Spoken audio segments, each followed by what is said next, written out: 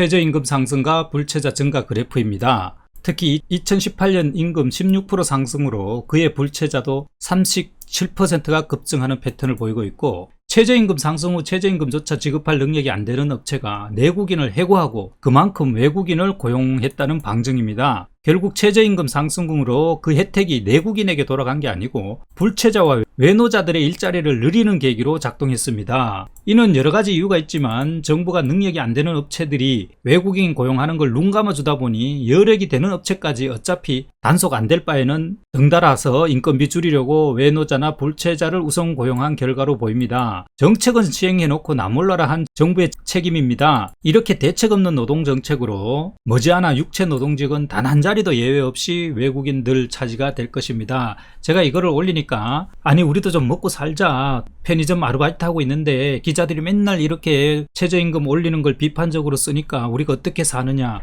이렇게 이해하시는 분도 계시는데 그거는 제 글을 정확하게 이해를 못 하시고 저희 이 방송을 보지 않고 그런 댓글을 다신 것 같아요. 제가 방송에도 그랬잖아요. 2008년, 2007년도 제가 미국에 갔을 때 그 당시 미국의 최저임금이 약 8달러, 9달러 사이인 거 보고 우리나라가 그때 3,000원, 4,000원 요 사이입니다. 거의 2배 차이가 났어요. 그래서 이거는 안 된다. 우리나라 최저임금이 너무 약하다. 그리고 미국에는 팁 제도가 있잖아요. 그렇기 때문에 그 최저임금과 별도로 또 팁을 받아요. 그러니까 우리하고는 비교가 안 되죠. 우리는 그 최저임금으로 생활을 해야 되고 미국은 그 최저임금으로는 생활이 안 돼요. 그런 서빙업에 종사하는 사람들은 다 팁으로 생활하거든요. 그래서 최저임금을 계속 현실화해야 되고 그 주장을 제가 옛날부터 했습니다. 그래서 노동자들의 최저임금이 이렇게 오르는 거에 대해서 저는 반대하는 사람이 아니에요. 근데 이렇게 예컨대 이 당시 2017년에서 18년 넘어갈 때 16%씩 이렇게 뛰었잖아요. 이렇게 뛰면 어떤 업체도 감당을 못해요. 업체라는 것은 기존에 해오던 그런 체질이라는 게 있잖아요. 모든 업체에. 근데 갑자기 한 해 만에 인건비를 16% 이렇게 올린다? 그렇게 하면은 임금이 5,000원, 6,000원 할 때도 최저임금도 못 주는 업체가 수두룩했어요. 그러면은 정부에서는 그런 업체들이 체질을 개선할 수 있게 도와주거나, 그리고 이렇게 최저임금을 올렸을 때 이 효과가 반드시 내국인에게 돌아가도록 해야 되거든요. 그런데 이렇게 보시다시피 옆에 그래프에 보시다시피 불법 체류자가 최저임금 오를 때마다 그냥 확확 뛰어요. 여기 2017년에서 2019년 6,400원에서 8,300원 오를 때 여기 보십시오. 2017년에서 2018년 불법 체류자가 37%가 뛰어버립니다. 10만 명이 늘었어요. 이것은 무엇을 뜻하죠? 정부에서 그냥 눈 감아줬다는 거예요. 중소기업이나 이걸 최저임금을 지급할 여력이 안 되는 사람들이 한국인을 다 자르고 외국인 고용한 걸 눈 감아줬다는 뜻입니다. 이것은 다른 뜻이 없어요. 그러다 보니까 정부 단속을 안 하다 보니까 이참에 그냥 여력이 되는 업체들도 그냥 다 외국인 고용해버리는 거예요. 조금 덜 줘도 되니까. 그 얘기를 한 건데 왜 기자들이 다 이런 기사를 써서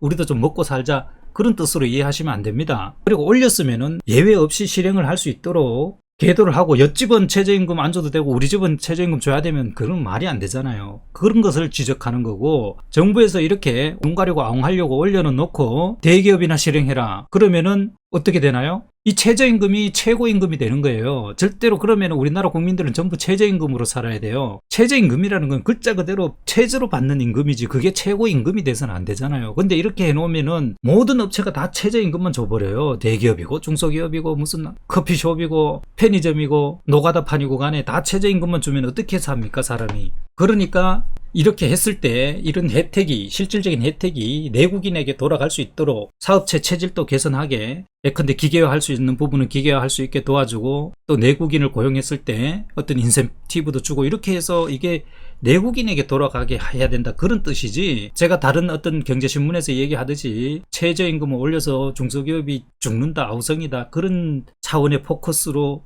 방송한 게 아닙니다. 그리고 올려도 이렇게 급격하게 올리면은 멀쩡하던 회사도 다 감당을 못 합니다. 3%, 5%가 아니고 이렇게 16%, 뭐 보통이 보면은 7%, 8% 뭐 이렇게 올랐거든요. 그러다 보니까 그냥 여력이 안 되니까 한국인 다 자르고 외국인 쓰는 거예요. 10대 10명 중 2명은 최저임금도 못 받는데 왜 단속을 안 합니까? 그러면 2018년도 최저임금을 받고 있다는 뜻이잖아요.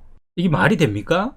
최저임금 인상은 근로자의 소득을 늘려주는 게 목적이다. 현 정부가 추진하는 소득 주도 성장의 핵심 정책이다. 하지만 현실은 달랐다. 오히려 저임금 일자리를 줄어들게 했다. 그로 인한 타격은 고용시장에서 가장 취약한 20대 근로자를 향했다. 아니 엄연히 노동법이 있는데 왜 20대가 이런 피해를 봐야 되죠? 아니면 특정 연령대나 특정 성별이 왜 이런 피해를 봐야 되죠? 이거는 제가 계속 말했듯이 정부가 단속을 하지 않기 때문에 이런 일이 가능한 거 아니에요. 그리고 그 단속하지 않는 틈을 이용해서 불체자를 고용하는 것이고, 편의점엔 아직도 외국인을 쓸 수가 없지 않습니까? 말도 통해야 되고 정말 한국인을 쓸 수밖에 없는 그런 업종인데도 이렇게 최저임금을 10명 중에 2명이 못 받는다는 거잖아요. 20대 10명 중에 2명이. 그러면은 단속에 손길이 미치지 않은 공장, 허드렛 일 같은 그런 업종에서는 아니 안 봐도 뻔한 거잖아요. 한국 사람한테도 이렇게 최저임금을 못 주는데 그런 쪽에서는 대놓고 그냥 외국인 쓰고 최저임금은 고사하고 그냥 이렇게 2015년 2017년 돈을 준다고 한들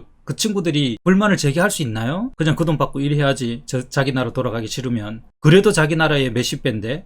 자, 이게 20대에 국한된 얘기는 아닐 겁니다. 20대만 이렇게 조사를 한 거니까 그러지. 여기 보시면 고용원이 있는 자영업자 수가 137만 명으로 2019년보다 16만 5천 명이 줄었다. 제가 어저께도 그런 얘기 했잖아요. 이렇게 최저임금을 급격하게 올림으로써 사라진 일자리 수하고 해고한 일자리 수, 그거 타고 최저임금이 올라서 덕을 본 근로자하고 아예 그냥 소득이 없는 무소득이 된 근로자하고 이렇게 상세를 해보니까 근로자 계층이 더 손해라는 거예요. 그 얘기를 제가 어제 했잖아요. 결국은 그거 뭐예요? 그만큼 외국인이 들어왔거나 아예 잘려버린 겁니다. 문 닫기 싫은 자영업자는 최저임금을 안 주거나 외국인을 쓰거나 사람을 자르거나 그렇게 했다는 거죠. 그러니까 제가 이 최저임금 정책이 불법 체류자만 증가시키는 정책으로 변질됐다. 물론 덕을 보는 노동자 계층이 있죠. 당연히 있는데 이렇게 상세를 해보면 결과적으로 잘린 사람이 이렇게 많고 일자리 잃은 사람이 이렇게 많고 최저임금 못 받는 사람도 이렇게 많고 결과적으로는 그만큼 외국인이 들어온 겁니다. 이 일자리 30만 개는 아예 사라진 거고, 그렇지만 한국인을 잘라서 외국인 고용해서 버티는 업체는 더 많을 거 아니에요. 그 얘기를 한 겁니다, 제가.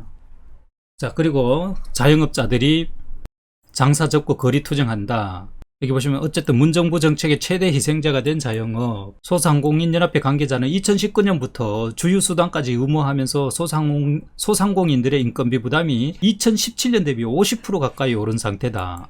네, 이렇게 되면 사실 감당하기 힘듭니다. 아무리 정상적으로 영업을 하고 있는 업체도 몇 년 사이에 이렇게 50% 인건비가 오르면은 감당하기 힘들어요. 그리고 지금 여기 보시면 560만 자영업자라고 되어 있는데 자영업자가 우리 너무 많습니다. 사실 선진국들에서는 정년퇴직할 때까지 어떤 회사에 다니면서 이렇게 미래를 설계하고 그렇게 돼야 되는데 우리는 그게 안 되다 보니까 일반 기업들은 다 외국인 차지가 되고 많은 사람들이 회사에 다니지 못하니까 육체노동직이 워낙 저임금으로 임금이 하향 평준화되어 있고 외국인들 수준의 임금이 책정되어 있기 때문에 회사를 다녀서 정상적인 생활이 불가능하고 미래를 설계하지 못하니까 이렇게 자영업에 몰리는 거거든요. 이게 다 외국인 문제하고 엮여 있는 거예요. 그러니까 외국인 문제만 해결하면, 불체자 문제 해결하면은 이게 자연스럽게 다 해결이 되는 문제들입니다. 일자리 정책하고 이런 문제들이 정상적으로 일을 해서 미래를 설계할 수 있고 정상적인 수입이 되고 육체노동을 천시하지 않고 그렇게 되면은 다 왜 젊은이들이 왜 결혼을 못해요? 다 결혼을 하고 맞벌이하고 그러면 충분히 살 수 있는데 지금은 육체노동을 해서는 그게 안 되니까 그냥 계속 사회 밑바닥 생활을 해야 되고 그 상황을 타개할 희망이 안 보이니까 아예 중소기업이나 이런 데 가지를 않는 거죠. 어차피 희망 얻기는 마찬가지니까 차라리 그냥 하루 벌어 하루 먹고 살지언정 그런 데 가서 일을 하지 않겠다는 겁니다. 그런 것부터 빨리 해결을 해줘야 돼요. 정부가. 젊은이들이 일을 했을 때 미래를 설계할 수 있게 임금을 빨리 현실화 시켜주고 외국인들 빨리 다 보내고 내보내고. 아니 이 작은 나라에 지금 외국인이 300만 명이 들어와 있다는 게 말이 됩니까? 그것도 관광 온 게 아니고 전부 다 일을 하고 있잖아요. 그 300만 명이 한 개 도인구보다 더 많은 사람들이 들어와 있어요. 일본에는 불법 체류자 비율이 1% 2%대밖에 안 되는데 우리는 10몇 프로가 넘어요. 들어오면 안 나갑니다. 그냥 이거 해결하지 않고 언제까지 이런 식으로 은발의 오줌 누기 정책을 할 거예요? 이것만 되면 모든 게 다 풀리는데 이 외국인 문제만 해결하면 그래야 경쟁력 있는 업체가 살아남고 경쟁력 없는 업체들은 도태되고 또 기계화할 수 있는 부분은 기계화하고 그렇게 해서 정상적인 임금을 주고 물건을 만들고 정상적인 임금을 주고 중소기업을 돌려야지. 지금이 무슨 노예무역하는 시대입니까? 최저임금도 줄 형편도 안 되는 업체들이 불법 체류자들 잔뜩 갖다 놓고 공장 만들어서 그렇게 하니까 기술 개발이 안 되잖아요. 환경 개선을 위한 시설 투자도 안 되고 고부가가치 산업으로 산업 구조가 전환도 안 되고 봉제 공장, 가발 공장까지 지금 외국인 써서 돌아갈 판이잖아요. 돌아가고 있잖아요. 대기업은 그렇게 해서 하청 업체들 쥐어짜서 싸게 납품받아서 자동차 만들어서 그게 인건비 경쟁이지 기술 경쟁인가요? 왜 독일, 일본, 미국은 다 정상적인 임금을 주고 물건을 만드는데 우리는 왜 외국인들 데려와서 공단을 다 채워놓고 그렇게 물건을 만들어요? 그러니까 아무리 수출을 많이 한들 그게 낙수효과라는 게 없잖아요. 그 업체를 가진 사장들만 돈을 벌고 배가 부른 거지 그 수출 아무리 잘 돼도 우리 국민들 삶하고 아무 상관도 없잖아요. 우리가 뭐 수출로 먹고 사는 나라라면서요. 근데 언제부턴가 우리가 수출이 잘 된다고 해서 국민들의 삶의 질이 나아지고 있나요? 수출이 잘 된다고 해서 국민들의 소득과 연결이 되나요? 그 고리가 완전히 끊겨버렸잖아요. 연결고리가. 그 낙수효과라는 고리도 다 끊어지고. 왜? 그게 다 외국인들한테로 가버리는데 제조업이 다 외국인들 차지고 그 돈이 다 외국으로 빠져나가는데 무슨 낙수효과가 있어요? 내국인끼리는 허구한 날 일자리 없다고 아우성이고 정부만 쳐다보게 만들어 놓고 자립심은 하나도 없이 만들어 놓고 무슨 놈의 노동정책이 이런 정책이 다 있나요?